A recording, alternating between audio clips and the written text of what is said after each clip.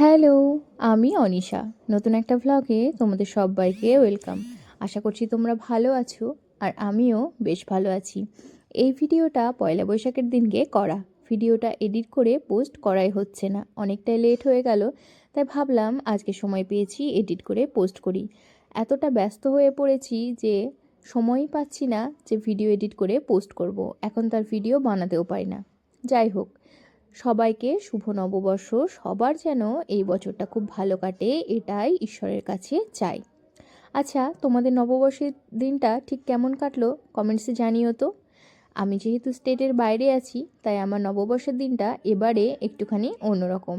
এখানে তো নববর্ষ বলে কোনো কিছুই নেই, তবুও আমি যেহেতু ভেবেছি যে বাড়িতে থাকলে নিজের মতো করে দিনটা কাটাতাম, আর সেইভাবেই চেষ্টা করব এখানেও আমার দিনটাকে কাটানোর। সকাল সকাল ঘুম থেকে উঠে যে কাজগুলো ছিল সেগুলো তো হয়ে গেছে, আর ওর তো আজকেও অফিস আছে, অফিস তো ছুটি নেই। সেই জন্য অল্প কিছু রান্নাবান্না করেছি, যেটা নিয়ে ও অফিসে চলে যাবে। আর বিকেলের দিকে ভেবেছি কিছু রান্নাবান্না করব। তো তার আগে যে কাজগুলো আছে সেগুলো খুব তাড়াতাড়ি করে নিতে হবে। তো 4টে আমন্ড ছিল, সেই 4টে আমন্ডই খেয়েছি আর অন্য কিছু খাইনি। তো ঠাকুরকে আগে ফল একটু মিষ্টি দেব, তারপরে খাবার খাবো। তো সেই জন্য আর কিছু এখন খেলাম না। আর এরপর কয়েকটা বাসন আছে, সেগুলো মাজতে হবে। আর বেশ কিছু কাজ আছে, সেগুলো আগে করে নিতে হবে। আমাদের ওখানে তো নববর্ষ মানে সকাল থেকেই বেশ ভালো ভালো খাওয়া, নতুন নতুন জামা কাপড় পরা, ঘুরে বেড়ানো, আরও অনেক কিছু। আর আমাদের গ্রামে তো এই সময় গাজন হয়, তো আজকের দিনে বেশ মজা হয়। ওই দুপুরবেলার দিকে অনেক রকমের অনুষ্ঠান হয়, তো সেগুলো দেখতে প্রত্যেকবারই ওই খাওয়া দাওয়া সেরে চলে যেতাম। তো এখানে কিছুই নেই, মনেই হচ্ছে না যে নববর্ষ বলে। তো কিছু করার নেই, যখন যেখানে যেরকম হবে সেখানে সেইভাবেই কাটাতে হবে। তো দুটো জামা ছিল, তো সেইগুলো ভাবলাম আজকে আয়রন করে নিই, অনেক দিন ধরেই বাইরে পড়ে আছে। তো সেই জন্য জামা দুটো আয়রন করে আজকে তুলে রাখবো। আর সকালবেলায় ওকে বলেছিলাম, সেই জন্য একটুখানি ফুল আর একটুখানি মিষ্টি আমাকে এনে দিয়ে গেছে। তবে ফলের কথা আমি আর বলিনি, তো সেই জন্য এনেও দেয়নি। তো আমি ভেবেছি স্নান টান কমপ্লিট করে সামনে একটু মহাদেব যে মন্দির আছে সেখানে যাব। আমাদের একদম বাড়ির কাছেই এই মন্দিরটা, তো সেই জন্য আমি একাই যেতে পারবো। জানো তো, মাঝে মাঝে সন্ধ্যাবেলায় একা একা চলে যাই আমি এই মন্দিরে। আর এখানকার লোকজন কিন্তু খুব ঠাকুর মানে, তো ওখানে গেলেই সেটা বোঝা যায়। তো এর মধ্যে আমি সব কাজ কমপ্লিট করে চলে এসেছি। আর এবার ঠাকুরের থালা বাসনগুলো আমি একটু মেজে রেখে তারপরে যাব। তো ফলটা যেহেতু আনা হয়নি, তাই ভাবছি যে সামনেই আমাদের ফল পাওয়া যায়, তো সেখানে গিয়ে নিয়ে আসবো। তবে এর আগে আমি কখনো একা বেরোইনি, তো সেই জন্য অতটা সাহসও পাচ্ছি না। তো চলো দেখি কি হয় শেষমেশ।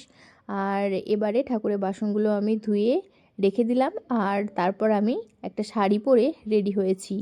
আর এই শাড়িটা যেহেতু নতুন, তো সেই জন্য ভাবলাম যে এই শাড়িটাই পরে নিই। এটা আমার বিয়েতে গিফট পাওয়া শাড়ি। তবে জানো তো, এই ধরনের নরম শাড়ি পরতে আমার কিন্তু খুব ভালো লাগে। তো তারপর একটা ছাতা নিয়ে বেরোলাম। বাইরে তো প্রচণ্ড পরিমাণে রোদ, আর বাইরে বেরিয়ে দেখি ছাতার আবার একটা শিক ভেঙে গিয়েছে। তো কিছু করার নেই, ওই ভাঙা ছাতা নিয়ে আমাকে যেতে হবে, নাহলে এত রোদে আমি বেরোতে পারবো না। তো ঘরে তালাটা দিয়ে দিলাম, আর এবার চলো বেরোনো যাক। তো সামনেই যেহেতু মন্দির, তো চলো তোমাদেরকেও দেখাই আমাদের মহাদেব মন্দিরটা আর এখানকার মন্দিরগুলো ঠিক কেমন হয়। এই যে দেখতে পাচ্ছ এই গলি, এটা তো তোমাদেরকে আগেই দেখিয়েছিলাম। আর এই গলি থেকে বেরিয়েই একদম সামনে মন্দিরটা। তো এই যে চলেও এসেছি প্রায় মন্দিরের কাছাকাছি। এর আগে আমি জানতাম না যে এখানে মন্দিরটা আছে, তাহলে আমি আগে এখানেই আসতাম। আমি অনেকটা দূরে একটা মন্দির আছে সেখানে যেতাম, যেটা ওই মেন রোডে। আর এটা মেন রোডে না, এটা একদম ভেতরের দিকে। তো একদিন এই পেছনের রাস্তা দিয়ে যাওয়ার সময় হঠাৎই মন্দিরটা চোখে পড়ে। তো সেই জন্য ভেবেছি যে এরপর থেকে এখানেই আসবো। তো চলো মন্দিরে যাই। আর আমি যাওয়ার আগে থেকেই একজন মহিলা এখানে পুজো দিচ্ছিল। তো উনি তো অনেকক্ষণ ধরেই বেশ পুজো দিল, আর তারপর আমি আসার পরেও উনি ছিলেন। আর দেখেছো এখানে সব রকমের ফুল উনি জোগাড় করে নিয়ে এসেছে, দিয়ে সব রকম ফুল দিয়েই পুজো দিল। এখানে তো আকন্দ, ধুতরা এইসব ফুলগুলো টবে করে বিক্রি হয়, মানে গাছ সমেত। তো ওই গাছ নিয়ে এসে অনেকে বাড়িতে রাখে, যারা শিব পুজো করে। তো যাই হোক, তারপর সামনে আসলাম, এসে আমার কপালটা আজকে খারাপ, ওখানে ফল ছিল না, তো সেই জন্য আমাকে চলে আসতে হয়েছে আজকে মেন রোডে। আর এই ফার্স্ট টাইম আমি জানো তো মেন রোডে বেরিয়েছি, একটু একটু ভয় লাগছিল, ভালো তো হিন্দি বলতে পারি না, তবে যা বলেছি ওই দিয়ে কিন্তু আমার ফল কেনা হয়ে গেছে। আর আসার সময় যে মন্দিরটায় আমি আগে যেতাম সেই মন্দিরটা একটু প্রণাম করে আসলাম। শিবরাত্রির দিনও আমি এই মন্দিরটাতে গিয়েছিলাম। তবে জানো তো, শিবরাত্রির দিন গিয়ে আমি একটা জিনিস দেখলাম যে এখানকার লোকজন শিবের মাথায় দুধ কম জল বেশি ঢালে, বালতি করে জল নিয়ে আসছে আর সেটাকে ঘটি দিয়ে ঢেলে দিচ্ছে, ব্যাস এটাই হলো ওদের শিবরাত্রি। তো যাই হোক, তো আমি তো ফল নিয়ে এসে ফল কেটে নিয়েছি, আর এবার ঠাকুরকে ভোগও দিয়ে দিয়েছি। আর এবার আমি খাবারটা খাবো। প্রায় 3টে সাড়ে 3টে মতো বাজে, আবার যেহেতু বিকেলে রান্নাবান্না করবো ভেবেছি, তাই সকাল সকাল একটু উঠেও পড়তে হবে। তো চলো এখন তাড়াতাড়ি করে খাবারটা খেয়ে নিই। আর খিদেও পেয়েছে খুব জোর, যেহেতু সকালে আজকে তেমন কিছুই খাওয়া হয়নি। তো আজকে করেছিলাম সকালে সয়াবিনের তরকারি, আর তার সাথে করেছিলাম আলু আর কলা দিয়ে একটা তরকারি। তো আজকে আর থালায় নিতে ইচ্ছে করলো না, যে বাটিটাই ছিল সেই বাটিতে করে নিয়েই আমি বসে পড়েছি। আর এবার খাবারটা খেয়ে নিই। তো তারপর খাবারটা খেয়ে একটুখানি ঘুমিয়ে নেব, আর ওই 4:30 থেকে 5টার সময় আবার উঠে পড়বো, না হলে আর কাজগুলো কমপ্লিট করতে পারবো না। তো বিছানার ওপর প্রচুর জিনিসপত্র রাখা আছে, তো এইগুলো আর আমি এখন সরিয়ে রাখতে পারছি না, এখন আপাতত শুয়ে পড়ি, বিকেলবেলায় উঠবো, উঠে আবার কাজগুলো করব। তো বেসিনেও অনেক কটা বাসন জমে গিয়েছে, সবই বিকেলবেলায় একবারে করা যাবে। তো লাইটটা অফ করে তো শুয়ে পড়লাম। তো তারপর বিকেলবেলায় উঠতে উঠতে ওই 5টা সাড়ে 5টা মতো বেজে গিয়েছিল, কারণ উঠতে একদমই ইচ্ছে করছিল না। তো উঠে একটুখানি জল খেয়ে নিয়ে তারপর ঘরটার গুছিয়ে নিলাম, আর যে বাসনগুলো ছিল সেগুলোও সব ধুয়ে নিয়েছি। আর ফ্রাইড রাইস বানাবো, তো সেই জন্য সবজিপাতিগুলো সব এক এক করে কাটতে হবে।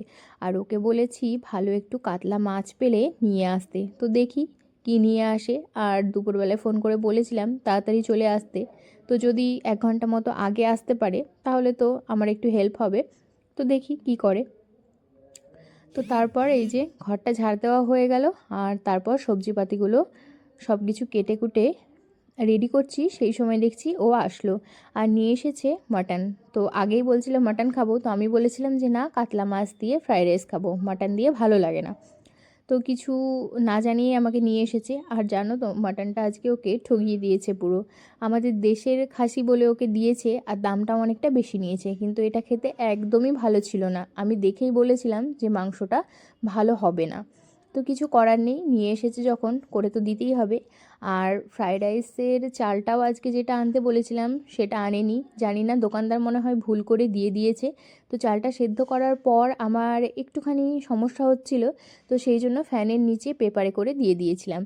তো তারপর ভালো করে শুকিয়ে নিয়েছি, তবে রান্না করার পর দেখলাম খুব একটা খারাপ হয়নি, আর ভাবছিলাম যে হয়তো চালটা ভেঙে যেতে পারে, তো সেটাও হয়নি। তো আমি এদিকে সবজিগুলো সব ভেজে নিচ্ছিলাম, আর ও মাটনটা আমাকে ধুয়ে পরিষ্কার করে দিয়েছে। আর এবার আমি বলেছি যে তুমি ওটা ম্যারিনেট করে রেখে দেবে, আর রান্নাটাও আজকে তুমিই করবে। অন্য কিছু হলে সেরকম হেল্প করে না আমাকে, তবে মাটন চিকেন এইগুলো হলে আমাকে কিন্তু একটু হাতে হাতে হেল্পও করে দেয়, মানে ওই মশলাটা করে দেয় আর রান্নাটা বললে কিন্তু করে দেয়।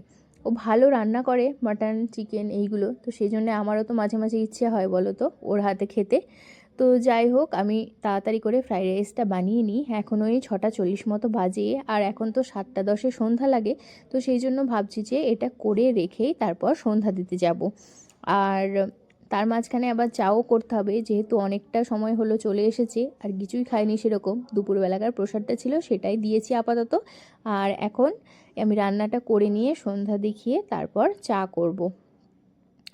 তো এই যে এখানে সব সবজিগুলো ভেজে নিচ্ছিলাম, আর আমার একটু প্রবলেম হয় এই ঘর আর ওই ঘর করতে, কারণ ইন্ডাকশানে বসিয়ে দিয়ে এসেছি ভাতটা, আর সেটা বারবার করে গিয়ে আমাকে দেখে আসতে হচ্ছিল। আর এতটাই চিকন চাল, তো মনে হচ্ছে যে দেওয়ার সাথে সাথেই হয়তো সেদ্ধ হয়ে যাবে। আর ওই 10-15 মিনিট মতো আমি এটাকে ভিজিয়ে রেখেছিলাম। তো এই দিকেও আমার মোটামুটি সবজিপাতিগুলো সব ভাজা হয়ে গেছে, আর এবার চালটা নিয়ে এসে তো একসাথে মিশিয়ে দিলেই হয়ে যাবে।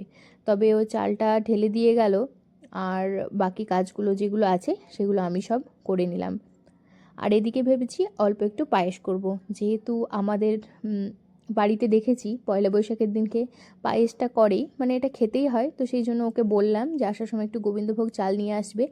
আর এখানে তো গোবিন্দভোগ চাল 200 গ্রামের দাম নিয়েছে 50 টাকা। তো মনে হয় ঠিকঠাকই নিয়েছে। এর একদিন 60 টাকা নিয়েছিল, আজকে 50 টাকা নিয়েছে। তো তারপর ফ্রাইড রাইস হয়ে গেছে, আর আমি ওইদিকে চাটা খেয়ে নিলাম। আর এবার মাটনটা ও রান্না করবে। তো আমার এখন রেস্ট। তো চলো তোমাদেরকে দেখাই যে ও কীরকম রান্না করছে। ওই যে বললাম না মাটন আজকে ভালো দেয়নি, তো সেই কারণের জন্য আমি এখানে লাল লঙ্কাই ব্যবহার করেছিলাম, কিন্তু কোনো রকমভাবে কালার আমি আজকে আনতে পারিনি। তো কিছু করার নেই, এর পরের দিন আমরা যেখান থেকে নিয়ে আসি সেখান থেকে নিয়ে এসেই খাবো, বেশি দাম দিয়ে খাওয়ার দরকার নেই। আর এর মধ্যে রান্নাবান্না সব দেখছি হয়েও গেছে, আমার অন্য যে কাজগুলো ছিল সেগুলোও কমপ্লিট। তো চলো তোমাদেরকে দেখায় মেনুতে কি আছে। এটা হলো চিকেন চাঙ্গেসি, যেটা বাজার থেকে কেনা। তো সোনিয়া এসে এটা দিয়ে গেল, আর তার সাথে পায়েস আছে, আছে মাটন আর ফ্রায়েড রাইস, একটু সাদা ভাতও করেছি। তবে খাবার দাবার খেতে মোটামুটি ভালোই হয়েছিল, ও তো ভালো রিভিউ দিয়ে দিয়েছে। তো চলো আজকের মতো বাই।